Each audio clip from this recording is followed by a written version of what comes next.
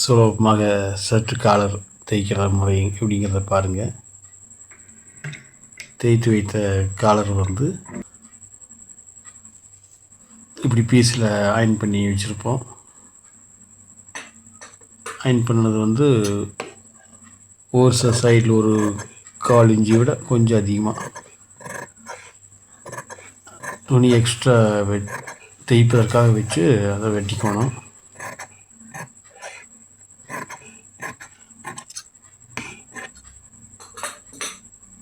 வெட்டிய பிறகு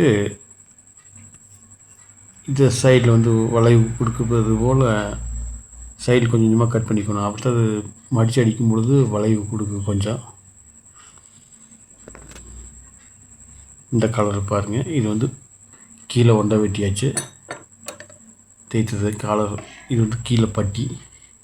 இது வந்து சைடில் கொஞ்சம் கொஞ்சமாக நறுக்கணும். ஏன்னா இது வளைவு பகுதி வரும்பொழுது இது நறுக்கிட்டோம்னா தேய்க்கிறதற்கு நன்றாக வளைந்து கொடுக்கும்.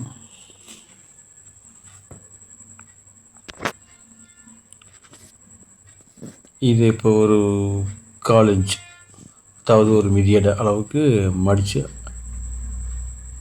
மடிச்சுக்கிட்டு மடித்து அடிக்கணும். இப்போ வந்து காலர் வந்து இது நீ படத்தில் பார்க்குற மாதிரி தேய்த்து வைத்த காலரை வந்து அதில் இன்னொரு பீஸ் பேக் சைடு வர பீஸ் வந்து வச்சு தைக்கணும். தைச்சதுக்கு பிற்பாடு இந்த மூளையில் வந்து டர்னில் அதை கொஞ்சம் வெட்டிக்கணும். வெட்டினா தான் அது தேய்த்த பிறகு திருப்புறதுக்கு கொஞ்சம் சௌகரியமாக இருக்குது.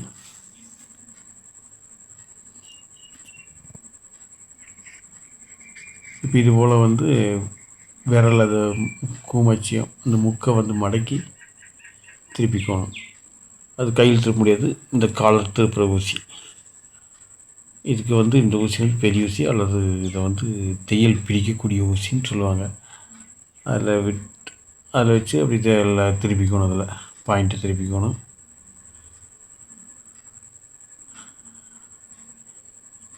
திருப்பியதுக்கப்புறம் அது வந்து ஓரளவுக்கு கையில் நகத்தில் கீறிக்கணும். அந்த மடிப்பு கீறும் பொழுது நல்லா ஓர்ஸ் கிடைக்கும். நமக்கு ஓர்ஸாகவும் இருக்குது, நீட்டாகவும் இருக்குது. அதுக்கப்புறம் மெஷினில் தையல் போடுறோம். ஒரு 1/4 இன்ச், 1/4 புள்ளி அளவுக்கு, 1/4 இன்ச்சும் 1 பாயிண்ட், 1/4 புள்ளி அளவு தையல் போட்டுக்கணும்.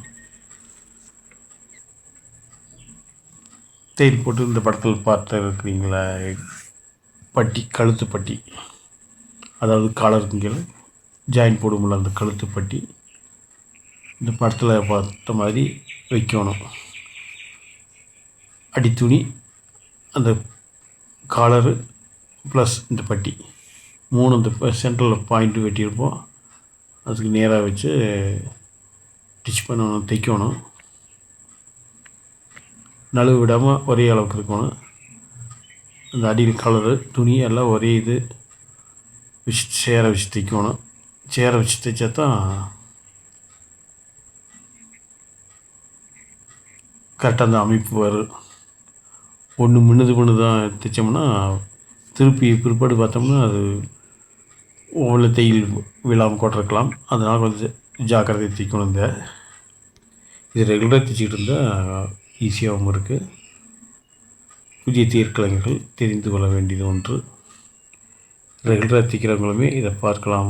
எவ்வளோ சுலபமாக தேய்த்த காலரை தைப்பது என்பது எளிதான வழியை இது பின்பற்றலாம்.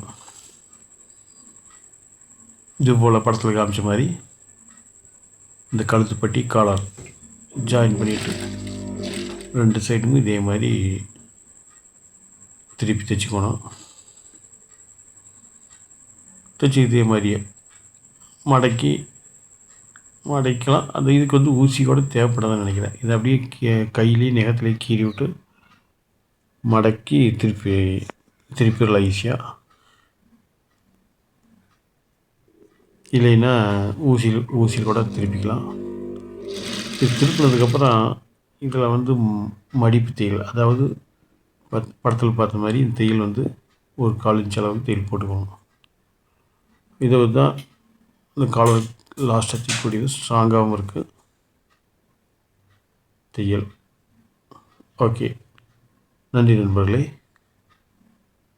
நம்ம சேனலுக்கு வந்து இந்த வீடியோ பார்த்த அனைத்து அன்புள்ளங்களுக்கும் நன்றி தெரிவித்துக் கொள்கிறோம். MR72513 ரெகுலராக இது மாதிரி டிப்ஸ், டெய்லரிங் டிப்ஸ் மற்ற வீடியோக்களை பார்ப்பதற்கு சப்ஸ்கிரைப் பண்ணுங்கள். நம்ம சேனலை லைக் பண்ணுங்கள், கமெண்ட் பண்ணுங்கள் நண்பர்களே. மீண்டும் அடுத்த வீடியோவில் சந்திப்போம்.